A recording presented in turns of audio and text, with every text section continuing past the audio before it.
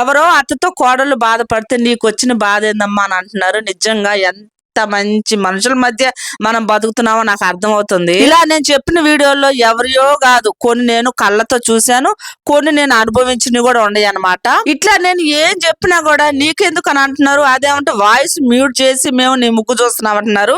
సరేలేండి, ఇక మీదట అట్లాంటి ఏవి చెప్పను గానీ, ఇక మీదట నా లైఫ్, నా చిన్న పిల్లప్పటి నుంచి నాకు గుర్తున్నాయి అన్ని ఇక షార్ట్ వీడియోస్ రూపంలో అయితే వస్తాయి అనమాట. ఇంక నేను ఎవరిది కూడా ఏది కూడా చెప్పను. ఎవరు ఎట్టిపోతే మనకెందుకు లేండి, నిజం కరెక్టే మీరు అన్నది. ఎవరు ఎట్టయినా పని మనకు అనవసరం. ఇక మీదట నా లైఫ్ అయితే నేను చెప్తాను. ఇది మటుకు ఎవరైతే ఆపలేరు కదా నా లైఫ్ చెప్పొద్దని. చూద్దాం నా లైఫ్ జర్నీ ఎంతమంది అడుగుతారో, ఈ వీడియో ఎంతమందికి రీచ్ అవుతుందో చూద్దాము.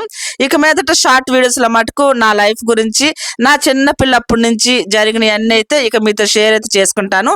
ఇంక ఎవరి విషయాలు అయితే మనకు వద్దులేండి, ఎవరు ఎట్టిపోతే మనకేంది, అంతే కదా. ఉంటా అయితే.